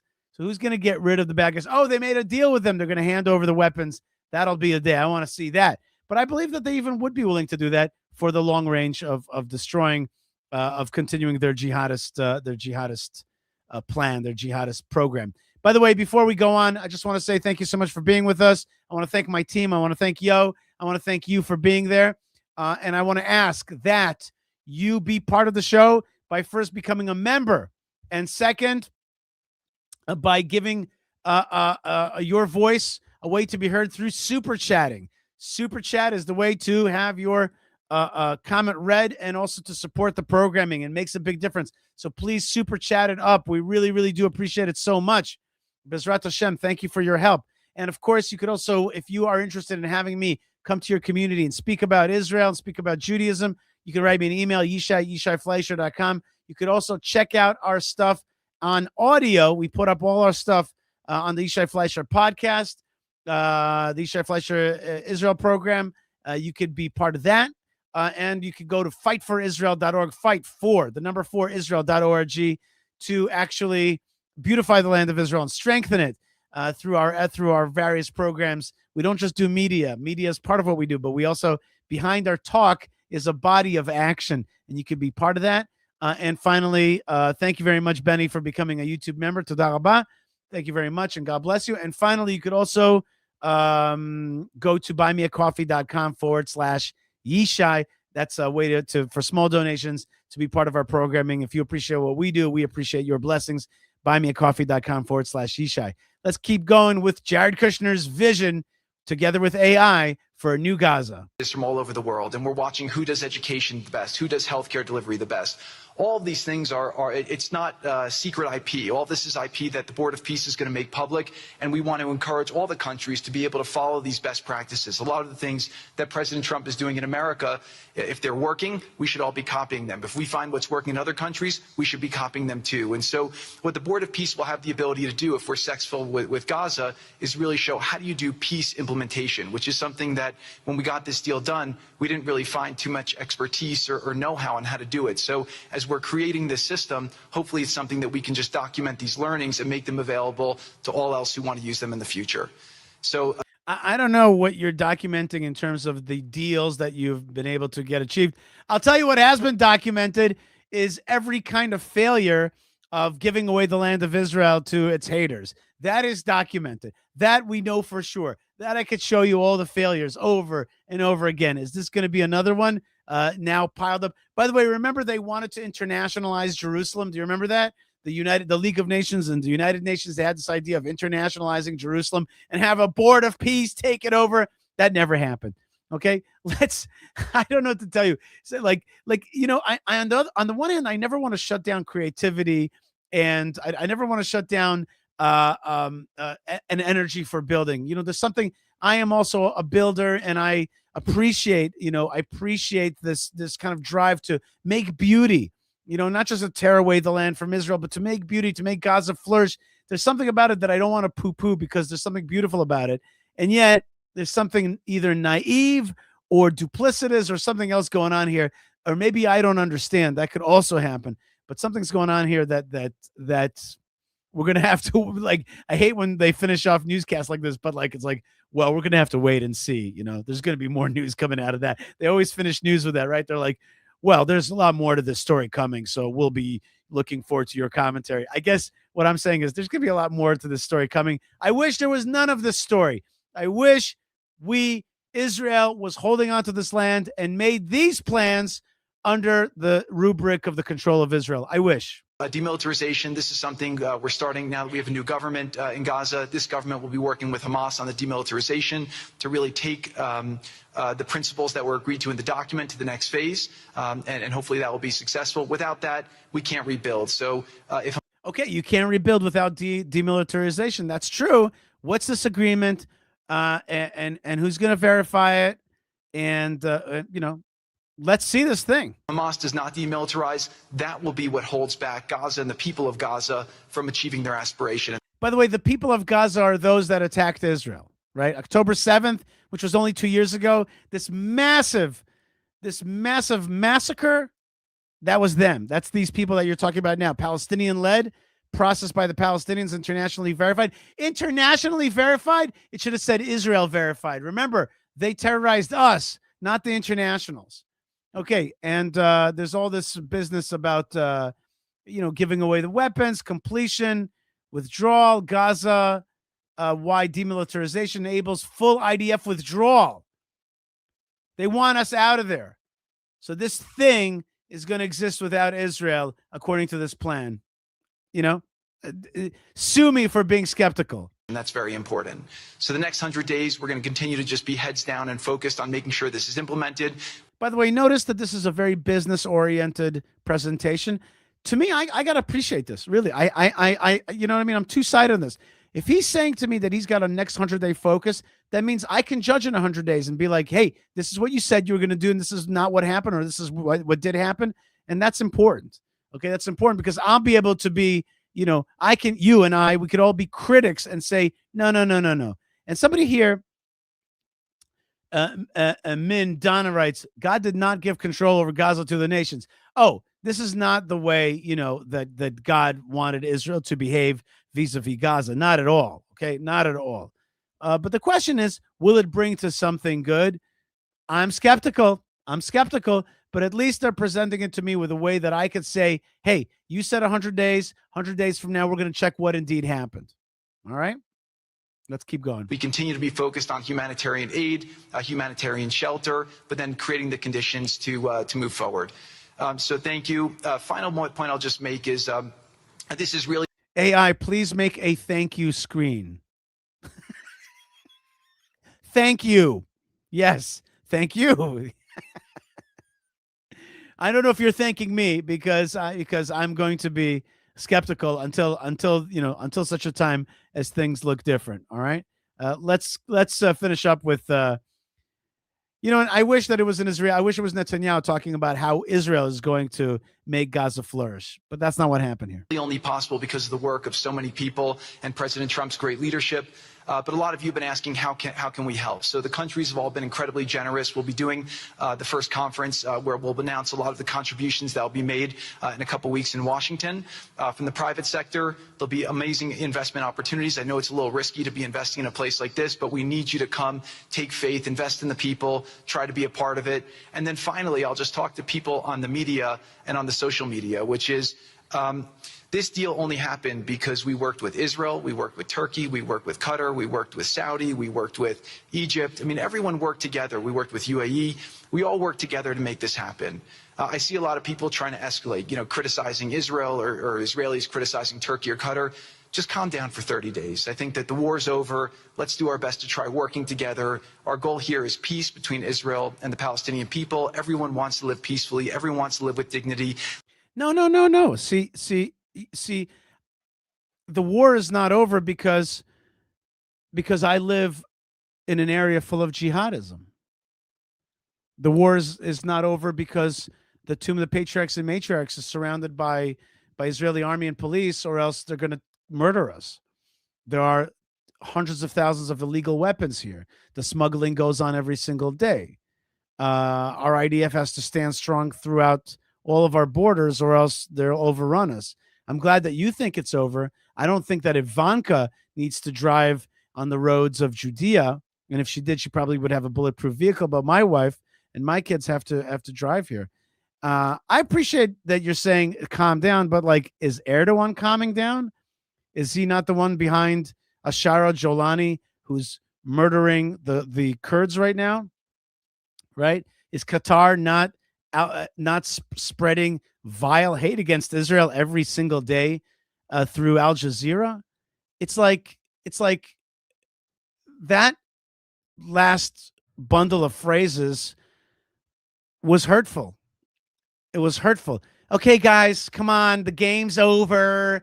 It's over. Okay, come on. We had our little spat. I've separated you two boys. Now, okay, let's just everybody relax. We're going to have dinner in a few minutes, and I want you guys to hug and say that everything's okay. Bro, those are disgusting words. With respect, I say that. Those are disgusting words. We had altogether 2,000 people lost through this October 7th massacre. Our name is being besmirched by these people that you want us to now be friendly with. They support the jihad and have supported it for Qatar has been funding it to the tune of billions in American campuses and media. Turkey is an active agitator against Israel. They're trying to take over Jerusalem. All these have, for example, Turkey has a lot of effort in Jerusalem to try to take it over and Islamify it. like this tone, like, okay, everybody, just like at least I understand your point, Jared Kushner, but at least say, look, we're trying to go in a different direction. So we understand the pain and the loss, but here's what we're asking. But like, it's not like it's not like you've gotten rid of the jihadism from Turkey and Qatar.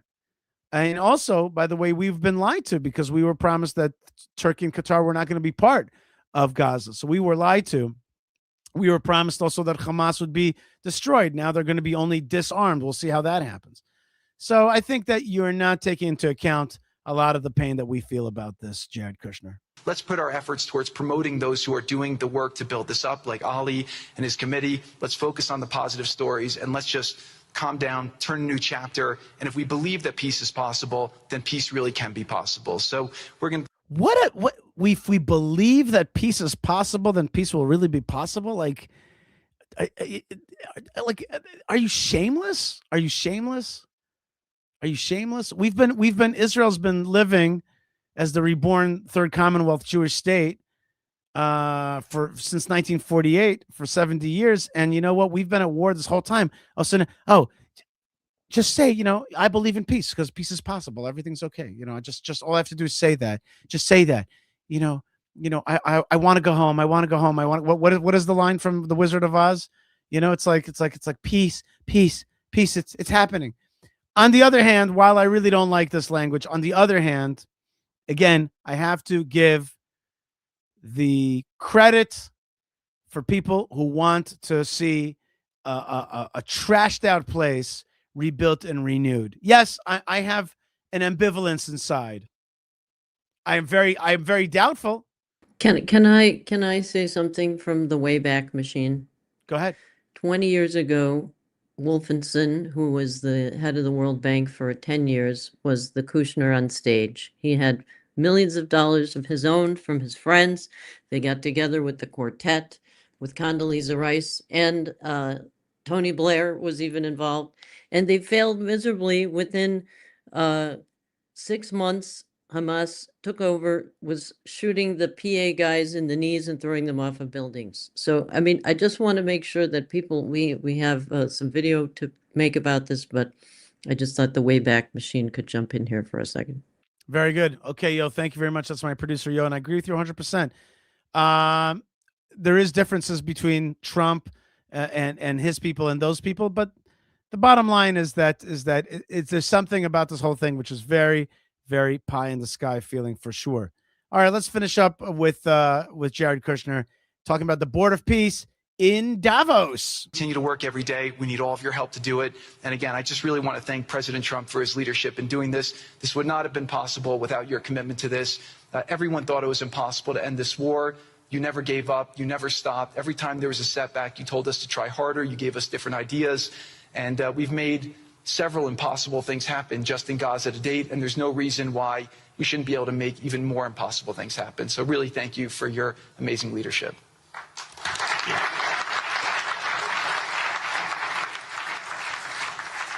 Okay. All right, folks. It would be funny if it wasn't for the fact that Kurds are being killed, Iranian people are being killed in the streets, Israelis are always still, facing so much hate against us around the world. But we are gonna be hopeful because the God of Israel is in the driver's seat. He's bringing the Jewish people home, and we're part of a great and amazing time. I want to remind you that my beloved wife Malka lost her father, and his name was Alexander Bernath. Today's show is dedicated to his memory. Alexander Bernath, just a few days ago, turned in the keys. That's what we say here in Israel. We have a kind of dark humor side. We just say, yeah, he turned in the keys. He gave back. We have in the army we say you give back your stuff. He's the Kedar and Younes. He gave back his army stuff, and he's now in a better place. And we miss you very much, Dr. Alexander Bernath, and thank you very much for your many good years of blessing and being a great father, father-in-law, and grandfather, especially.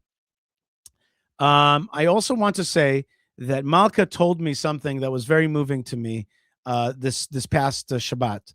She said to me that if you read, we're reading the book of Exodus right now. She says, when you read the plagues, you come to start to realize that the plagues, the message is not for the Jews. This is so obvious, but it's so true. The message of the plagues isn't for the Jews. The message of the plagues was for Egypt. This is what happens when you go against Israel. This is what happens when you hate Israel. This is what happens when you attack Israel. You're plagued. And there's a lot of enemies of Israel out there, and they've got to like read that Bible and be like, yeah, I don't know if it's worth it. Don't strike against the Jewish people. You'll be plagued. Bless Israel. You'll be blessed. Hate Israel, enslave Israel. And that's what happens. So that's a very simple and true thought for all of you, a Torah thought. All right, folks. I was hoping to do even less today of the show, but I just love to be with you, and I want to bless you wherever you are. Thank you so much. Thank you to all the people who are mentioning my father-in-law's blessing, a memory, and his blessing. Thank you very much. That's right. He turned in his keys, and Lord said, good job, son. That's right. Exactly right. So thank you very much. And shalom to all of you from all over the world that are saying shalom. That's not the one I wanted. There you go. That's the one I wanted. Shalom from Mexico. Shalom to you. God bless you. God bless you folks wherever you are. Again, I want to thank Yo, my producer that helps make the show happen. Without her, it wouldn't have happened. I want to thank the rest of the team as well. David and Moshe and Malka and Yona and Amir, a lot of the folks that make our stuff happen. We have a great team. And the reason we have a great team is because they believe in it. But we also have to support their household. So I ask you to support the show by going to buymeacoffee.com/Yishai. Buymeacoffee.com/Yishai. It's very easy to do so. It's very easy to do so. It makes a big difference. It also shows your spiritual support as well. And fightforisrael.org, fightforisrael.org. Please sign up, become a member, hit like, subscribe to the channel, check out our store there. It's a lot of fun. And what we're in the business of is sending blessings from the land of blessings and strength from the God of Israel out to you. So God bless you folks wherever you are, and thank you very much. May Hashem guide us and protect us in this next period, because it is indeed volatile, and we do need those blessings. So Hashem, please, thank you for broadcasting to the world. Thank you for living in the land of the Holy Land, the land of Israel. Thank you for the blessings of the land of Israel. Please share your blessings to all your lovers who turn in prayer towards Jerusalem. God bless you folks wherever you are. Lots of love and shalom.